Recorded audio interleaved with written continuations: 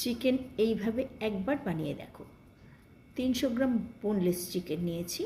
Mixing জারে নিলাম 8-10 কোয়া রসুন, 3টে কাঁচা লঙ্কা, পরিমাণ মতো নুন, আদা বাটা, 1.5 পিস পাউরুটি।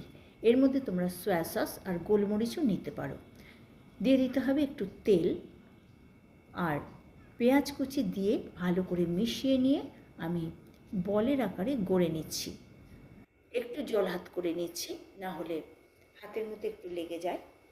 এবারে জল ফুটতে দিয়েছি, এতে নুন দিয়ে আমি বলগুলো দিয়ে দিচ্ছি। লো আঁচে ঢেকে ঠিক 10 মিনিট ফুটতে দিলাম। দেখো ফুটে গেলে এটা কীরকম ভেসে উঠেছে, অর্থাৎ চিকেনটা সেদ্ধ হয়ে গেছে। ভেসে উঠলেই বুঝতে হবে সেদ্ধ হয়ে গেছে। এই স্টকটাকেও আমি কাজে লাগাবো। এবার অল্প তেলে আমি এগুলো অল্প অল্প করে ভেজে নিচ্ছি, একদম শ্যালো ফ্রাই করছি। দেখো ফ্রাই সবকটা হয়ে গেল।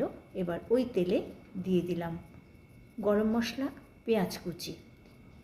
গ্রেভিটা তোমরা যে যেমন খুশি করতে পারো, আমি লাইট করে করছি, তোমরা ইচ্ছে করে রিচ করেও করতে পারো, পেঁয়াজ রসুন বাটা দিয়েও করতে পারো। লঙ্কা, হলুদ, আদা দিয়ে কষিয়ে নিচ্ছি। এবারে দিয়ে দিচ্ছি টমেটো আর আমন্ডের পেস্ট। ভালো করে কষিয়ে নিয়ে জল দিয়ে দিচ্ছি। জল বলতে আমি স্টকটা দিলাম, পরিমাণ মতো নুন মিষ্টি দিয়ে দিলাম।